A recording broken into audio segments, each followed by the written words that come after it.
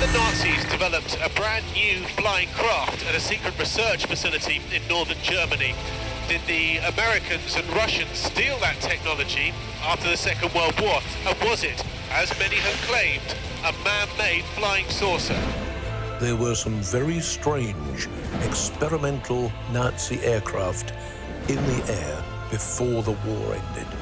There could well have been prototype German aircraft that bore some sort of similarity to a flying saucer. There would have been maybe some kind of flying object in here, inside, that could have taken off vertically. perhaps.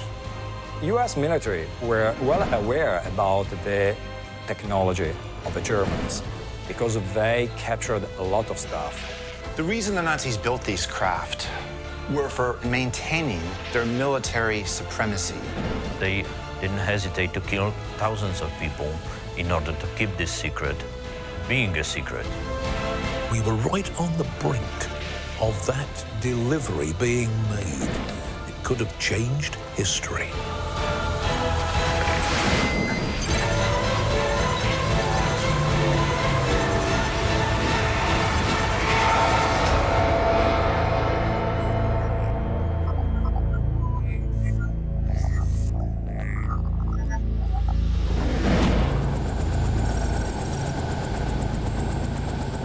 It really is one of the great mysteries of the Second World War. Had the Nazis really developed a craft that was invisible to radar, able to outmaneuver enemy aircraft and travel across the globe at hypersonic speed? I mean, it sounds like something from science fiction, but there are many who believe they came very close. There was a lot of supposition towards the end of the Second World War that the Nazi Air Force, the Luftwaffe, were experimenting with fighter planes and bombers that were faster and more dangerous than the Hurricane or the Spitfire. They felt that they had got the worst of every aerial battle in which they'd been engaged with our men, and so they were looking for superior weaponry. I think it's very likely that the Nazis were trying to evolve all sorts of new types of aircraft. We have to remember that at the start of World War II, aircraft design was still, relatively speaking, in its infancy. So new ideas were being tried out all the time. Hitler in particular and the big generals around him were very interested in wonder weapons. And the more desperate they became, the more interested they were in wonder weapons. The reality is that if they had developed a UFO, then it was too late to turn around their fortunes in the war. But newly released documents and deathbed confessions from scientists involved in top-secret Nazi development paints a picture of a race to develop a supercraft, codenamed Die Glocke, or the Bell, which would have changed the face of history forever. In fact, the idea of the Nazis developing a flying saucer wasn't such a crazy idea at all. They had for years been at the cutting edge of aircraft design, with early prototypes for vertical takeoff jets and even fixed wing and stealth technology. German engineers were, and still are, among the very best in the world. If they set their hearts and minds on developing, whether it was an aircraft or a submarine or anything new and unusual and superior to what they considered to be their opponents, then I believe it was within their capabilities that there were some very strange, very unusual experimental Nazi aircraft in the air before the war ended. All indications are that Nazis were ahead of all of the Allied nations in terms of technology. First-hand accounts tell us that from as early as the 20s and 30s, their technology far outstripped anything else on the planet. Further evidence for highly advanced Nazi flying craft came in the form of the so-called Foo Fighters. They were unexplained balls of extremely fast-moving light that started buzzing Allied aircraft over Germany. They were first reported in November 1944, towards the end of the war, and were sometimes seen as single balls of light streaking across the sky in front of Allied aircraft. And sometimes there were many of them flying off, around and under the wings. There were reports from our airmen and, strangely enough, from the Luftwaffe flyers later on about these mysterious Foo Fighters, which were faster and which had better armory and which caused a lot of damage. The whole thing was hushed up for many years, but it looks as though the German designers and developers had produced several experimental machines which were generally called Foo Fighters.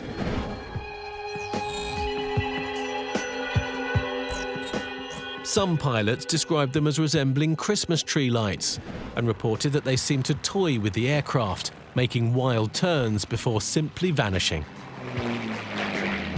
Pilots and aircrew reported that the objects flew in formation with their aircraft and behaved as if under intelligent control, as they could never be outmaneuvered or shot down. The phenomenon was so widespread that the military took the sightings seriously, suspecting that the mysterious objects might be secret German weapons. It would appear as though the Nazis built advanced, technologically superior flying machines for purposes of military supremacy. However, their radical design led them to be interpreted as being of extraterrestrial origins. The fact that the Foo Fighters appeared at the time when the Nazis were experimenting with this kind of craft is enormously suggestive that the Foo Fighters were actually the German craft, perhaps remote-controlled. I wouldn't say it's proof positive, because it depends what you think of all the other UFO reports that have come out since then. If they're extraterrestrial craft, they could have been buzzing around then. But it's certainly suggestive, and it certainly ties in with the idea that these were actually kind of Nazi secret aircraft.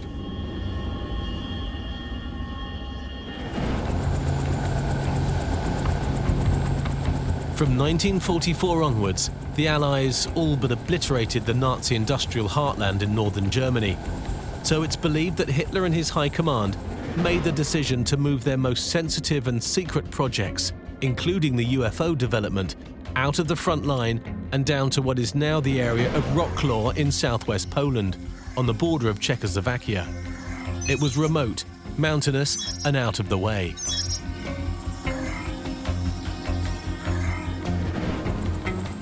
They constructed a huge underground facility called Riese, or the Giant, in what today is known as the Owl Mountains.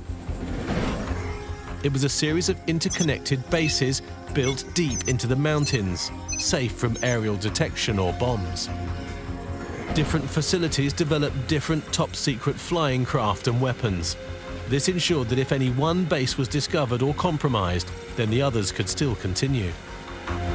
The codename for the project was Lothar, and according to intelligence documents seized by the Allies after the war, it became the highest priority for the German command from 1944 onwards. They were developing something that they believed could win the war. The Nazis had been so brutally bombed by the Allied forces. All of their infrastructure was under threat, all of their discoveries, so they had no choice. They made a conscious decision. We need to move this the heck out of here, and so they moved it to southern Poland. They were actually delving into mountains. They were making bunkers of a kind that no bombs of that period would be able to do more than scratch the surface. And from Hitler's point of view, it was the cleverest thing he could have done with his production machinery and with his, dawning rocketry. He wanted it safe from the RAF, and he got it as safe as he could. The Nazis abandoned the underground facilities in the last weeks of the war, but the remains of Riese are still there deep inside the Owl Mountains, although much of the complex has either collapsed over time or become flooded.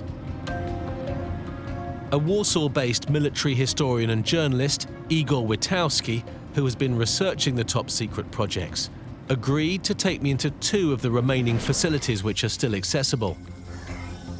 The first one is known as the Ashuku base, and it's believed to have been the home of Die Glocke, or the Bell UFO.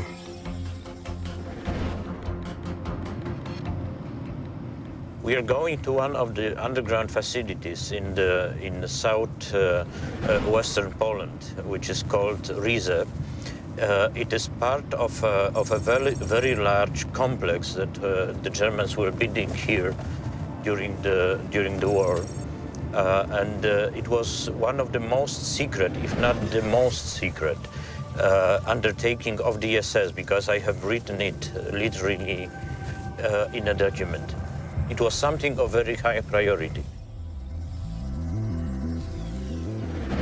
Do you think they were building some kind of flying craft there? There is a construction which resembles a test rig for vertically taking off and landing crafts. And there are also testimonies of some witnesses from the time of the war, former prisoners which worked here, and they have described some objects hovering noiselessly in the air.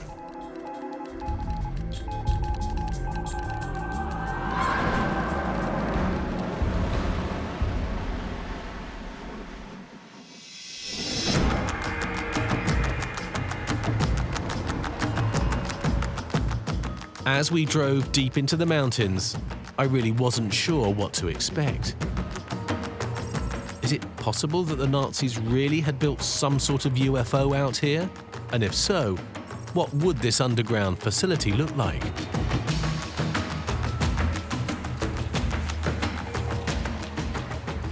And so was this a mine before, Igor, or did the Germans build it? It was built as a, armament facility or command post, or anyway, typically wartime facility. Right, okay. Okay. And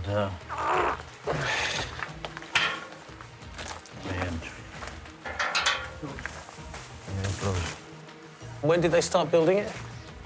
They started to build it in 1943. It was built essentially by the prisoners of a concentration camp, which was located close here. Okay. So what would have happened here in this facility?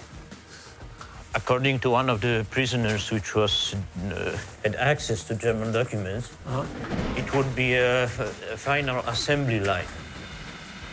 Right. And what would have been in here, these sort of windows here? Oh, is that a machine gun in it? These underground structures in Poland and in that area were quite phenomenal. There were hundreds, thousands of slave laborers digging away into the heart of the mountain to create this impregnable underground city. And the defenses outside, should an Allied army have landed there and attempted to get inside, the way the gun emplacements were ready to mow down any infantry who were approaching this underground city's entrance. And it was inside those impregnable labyrinths in the mountain that the Germans were continuing to develop their advanced aircraft and all of the other new weapons that Hitler had ordered. Okay, you can kind of imagine this place being full of German soldiers. What's this here? These are remnants of various kinds of armament that was used by the SS and was found after the war in the vicinity. And so these are rifles, are they? Rifles, barrels, everything grassy. What are these? Panzerfaust anti-tank grenade launchers for example. This is a magazine. Yeah, it's a shell there. A shell, yeah. It was an eerie place, with a network of tunnels leading to guard rooms, weapon stores, and even a telephone exchange, all slowly rusting and rotting away underground. I think they were experimenting with new designs to see what they could do, to see how fast it could be, how high they could go, whether they could evade radar or not show up on radar. I don't know they necessarily knew that any of those things were going to achieve any of those things, but they were going to try it out and find out. And tell me more about the bell. The bell was a device which was in the shape of the bell, but it was a kind of accelerator. There were two drums or cylinders inside, which were spinning during an experiment at opposite direction with very high speeds. And it was something that was emitting very harmful radiations of various kinds. And the bell was tested underground in special underground chambers, probably as the one that we can see here. It was a device 4 or 5 meters tall, so it would take a significant portion of such a hole. And so these are top secret experiments that the Nazis are carrying out in these tunnels? Yes, these experiments were so top secret that the entire facility where it has been tested has been blocked. Fundamentally, the Die Glocke, or the bell, was full of certain deadly radioactive materials in order to make it do what they were hoping it would do. And a number of the top scientists and technologists who were working on it in the experimental stage died of radiation poisoning. It was, in a double sense, a potentially deadly weapon. According to plans discovered at the end of the war, the bell was actually the propulsion device for a powerful vertical takeoff craft, which had 2 large discs rotating inside a cylindrical outer shell. It was these discs, powered by a huge energy force, possibly radioactive, that gave the craft its vertical lift. Whether it was a flying craft or just a flying bomb, we don't know. So essentially these are like giant underground science labs? Yes, the entire undertaking was to be a conglomerate of industrial research facilities, command posts, something like research laboratories combined with an arsenal of the last resort that they could use to win the war, even in 1945 or late 1944. So it was to be, everything was supposed to be connected with each other, all the parts. And in all, it would be the size of a small or medium-sized city. One of the things that we need to remember about that stage of the war was the tremendous technological difference between these experimental planes, these new mysterious machines, some disc-shaped, some flying wings, and all kinds of experiments. This, I think, is where they got ahead of us. They were prepared under that central leadership where Hitler said he wanted something, and by thunder, they did it. Was this some kind of UFO they were trying to build? What I can say, and what can be verified, and what is substantiated by the documents that I have found, is that they did work on an exotic propulsion system, linking gravity with quantum physics, for example. And for this can be proven. So the Nazis were trying to develop anti-gravity propulsion. Is that what we're saying? Yes, it is. To this day, it is the most likely hypothesis.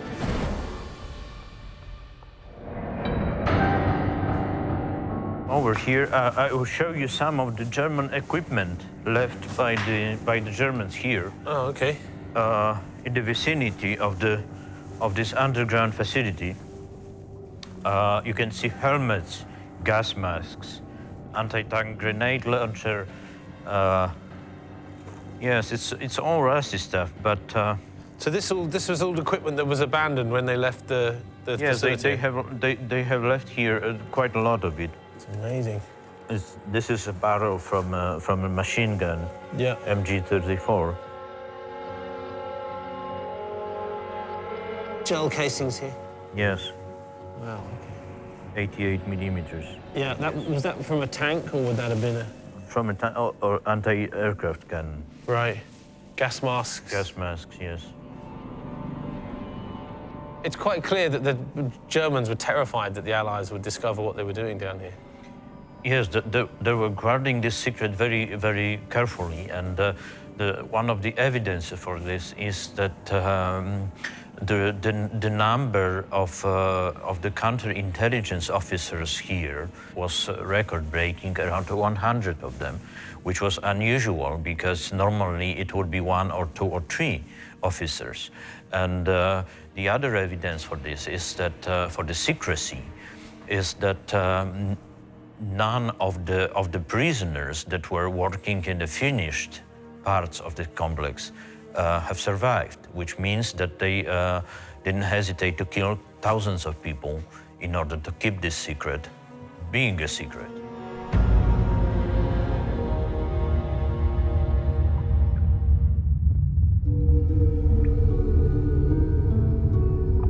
It's hard to describe the feeling when you walk around this underground base, but a general sense of dread would probably come closest. It's cold, damp, and you can feel the fear and hatred inside the vast tunnels and chambers. Not surprising, really, when you realize that over 40,000 people died down here. Take it from me, this is a truly disturbing place.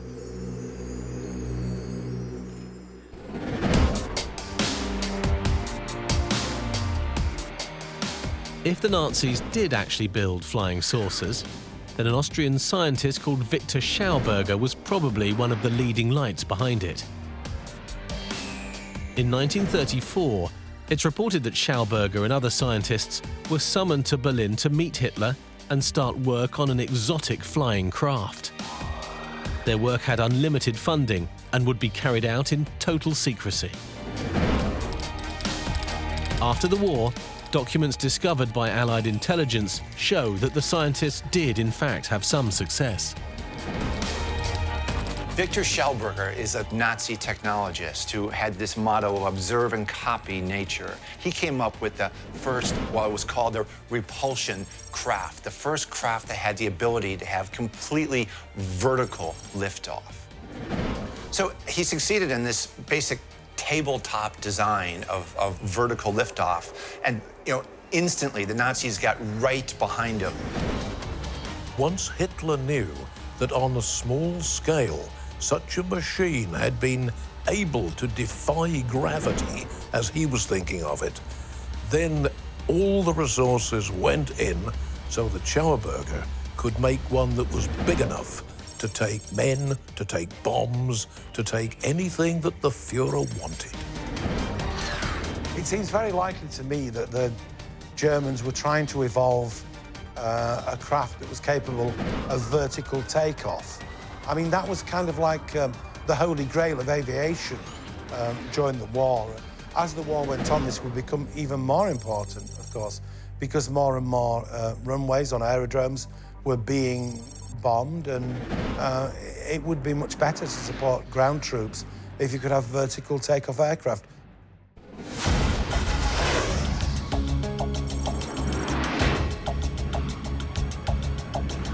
It's fair to say that the Allies strongly suspected, and maybe even had hard evidence, of a top-secret development program that explained the multiple sightings of unidentified craft in the skies.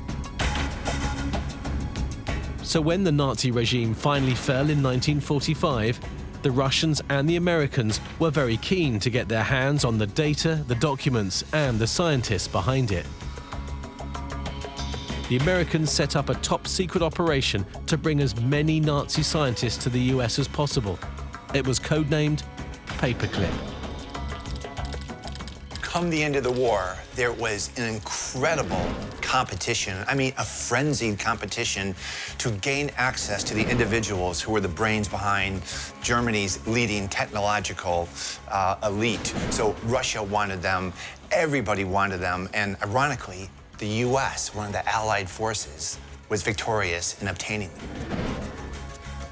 They extracted Werner von Braun, who became a chief scientist at NASA, developed the Saturn V rocket, and this is the man that developed rockets that bombed London initially. So it was a race. It wasn't just a race to capture Berlin, it was a race to get technology. At the end of the war, the Allies seized something like more than 2 million of patents from the German industry. These patents were given for free to the private industries in Germany, in France, in the UK, and of course in Russia. And it was a fantastic booty. In fact, there were both Russian and American flying saucer projects that were developed after the war. The Russian project was called Taryelka, and the American one was a joint effort with the Canadians called the Avro car. In 1953, the international press came up with an astounding news. Canadians were working on a flying saucer. Actually, the Avro aviation company in Canada was funded by the Americans to develop a disc-shaped aircraft. Both vehicles were modified, one for further static and flight testing at the Avro facility, and the other for tests in the 40 by 80-foot tunnel at Ames Research Center. The Americans invested a lot of money, not so much, but a good amount of money, and the Canadians developed the disc pretty slowly, and a few years later they came up with a test craft. And there is some footage about that. You see something like an overcraft jumping over the ground, about 2 meters over the ground, with very, very poor performances. And after that, the Americans realized that the money was completely wasted, and so they canceled the project. But there is another story. Many think that that was a conspiracy, that Avro car was just a poor craft shown to the public to demonstrate that the project failed. But behind the scenes, there was another project successfully making a real flying saucer with top performances. But no one knows about that, of course.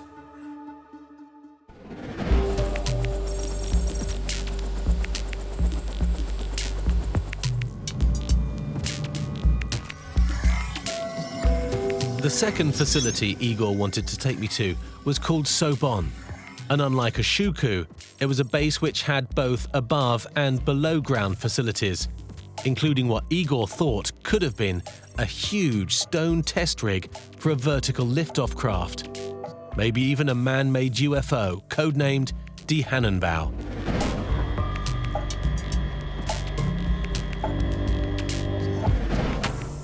Wow, look at this! What's this for?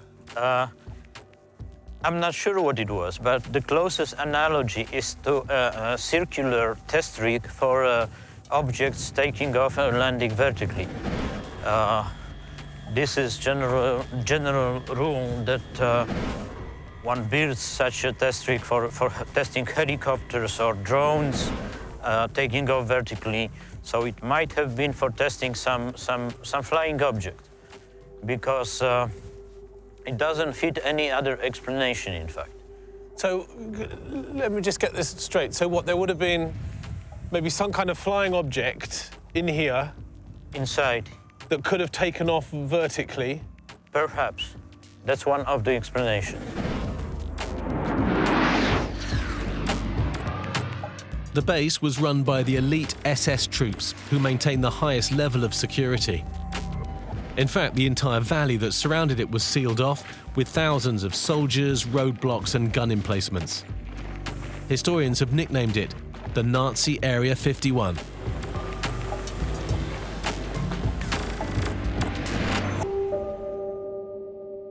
So whatever it was that the Nazis were doing here, whatever experiments they were doing here, they wanted to make sure that no one got anywhere near it.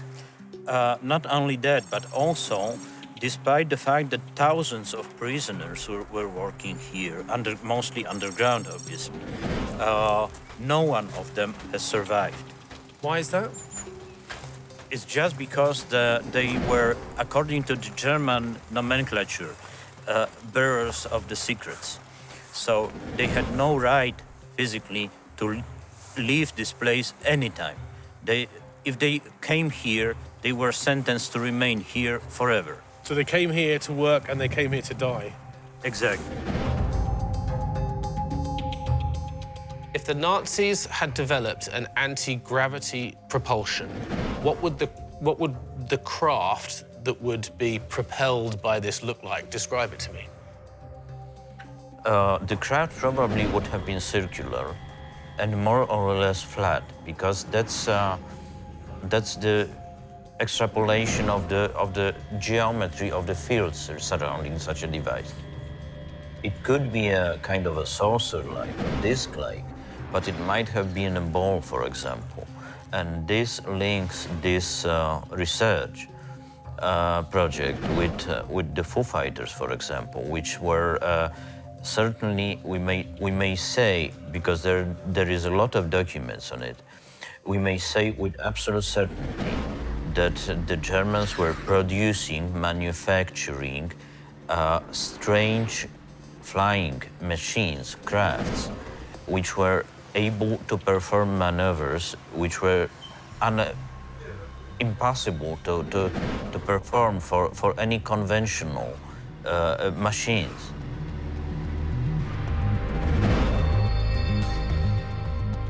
You say they were working underground. What's underneath us here? We are over the center of the former mine, which was taken over by the SS.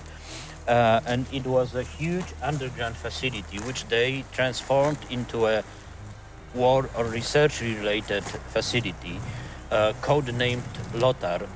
And it was so huge that the underground space here was the order of 20 million cubic meters. So it was something that has, again, has no equivalent anywhere in the world, as with the security.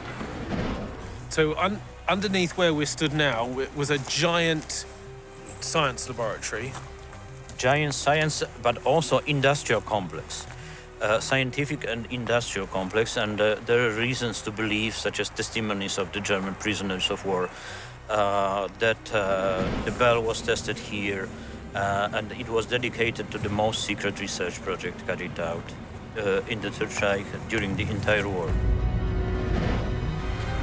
It would be very different from the traditional UFOs, largely because of the shape and because we're never quite certain whether it was intended to project something else, or, in other words, was it a launching device with all that mysterious power inside it, or was it itself capable of flying and delivering heaven knows what toxic compounds on the enemy?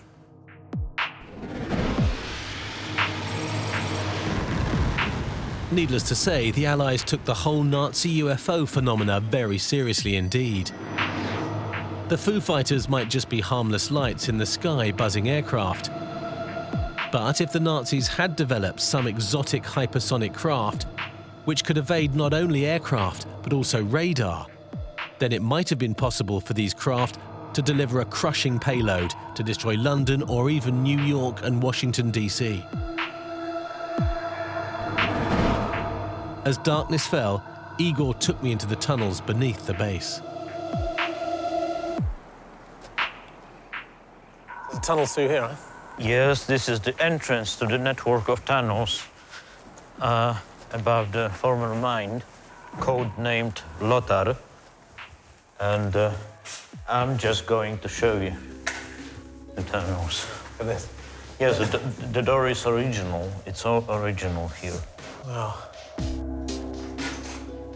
This is actually a newly discovered part of the underground system. Okay. Go through here? Yes.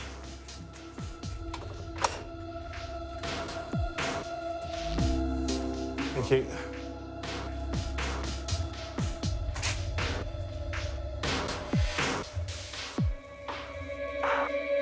So this is pretty much as it would have been, huh? Yes. Yes. It's in perfect condition. Yeah. They have used very good materials here. Yeah. And how long does this just go on for? For many kilometers. Really? For many kilometers. For example, this tunnel which leads here, it stretches for 1.5 kilometers, and there is a rockfall at the end of it. It's extraordinary. We go down here? What is strange, it leads under the test rig, under the henge. Right. And what you can see here, these niches on the left, on the wall, Right. are for high voltage cables, which were so powerful that one such a cable could power an entire small-sized city.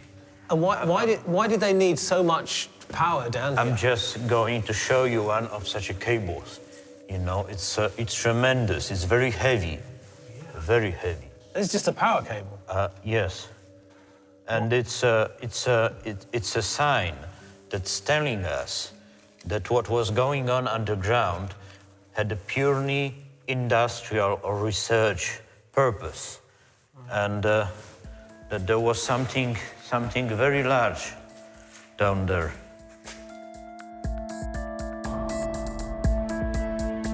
What they were doing here was something much larger, which incorporated all these facilities, research posts, and so on. It was code-named Sonderbauvorhaben S3, which means Special Construction Undertaking S3. And it is written in the document that it was the most important such an undertaking of the SS during the entire war. They were planning to make a giant underground complex the size of a city. And probably it would be something serving the production and research of the strategic weapons of a completely new kind. Something that would give them a victory in the war. So you're saying this was the most significant secret project that the Nazis carried out during the war? Yes, I also have a document which says that the project on which they worked was officially described, it wasn't a nickname, it was official reference in documents as something that will change the course of war, decisive for the war. Just imagine if those hyper-fast German craft could have reached Moscow, could have reached London, could have reached New York. What would have happened? We were right on the brink of that delivery being made. It could have changed history. Where does this take us? This would take us under the center of the henge of the test rig. Right. It goes just under the center and goes further to the power plant.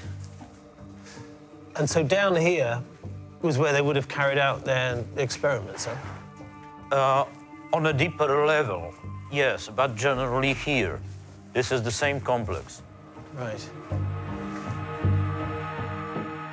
In the last stages of World War II, the Nazis developed a wealth of very, very advanced, even exotic projects in aviation and rocketry. There are hundreds of different blueprints for even very bizarre airplanes, and most of them were jet-propelled, and they were something completely different from the technology that the Allies had in their hands at that time. By definition, a UFO means an unidentified flying object. But most people these days take a UFO to mean a flying saucer or an interstellar spacecraft of some sort. If we're talking about the real meaning of UFO, then clearly the Nazis, like the Allies, were indulging in that kind of behaviour. I think the main thing they were after was a vertical takeoff craft, because obviously that meant you didn't need runways and things like that. But they're obviously looking for fighters. The size of the craft that they were experimenting with seems to indicate they were thinking in terms of fighters rather than bombers, because they couldn't actually carry lots of heavy bombs. But that's exactly what they needed at that stage. You know, they needed something that would be able to shoot down the Allied bombers that were completely obliterating Germany then. I think the Nazis were undoubtedly playing around with new technology at the time, propulsion technologies, and magnetic technologies as well. And I think what we've done is we've added the word UFO post, you know, and so it fits a nice picture of what we see today. But I don't think they were building what they thought as interstellar craft. These were new technologies of the time.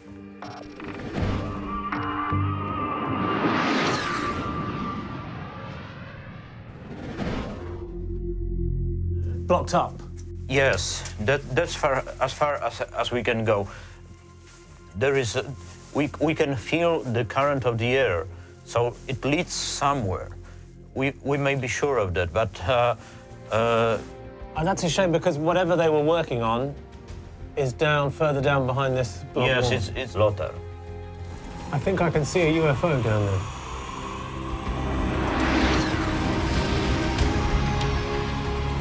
So, did the Nazis really build UFOs, or was it clever cover for something else? The evidence seems to point to a highly classified flying craft with an exotic propulsion system. And when you consider the lengths that they went to hide their test facilities, it was obviously something of paramount importance. I'll see you next time.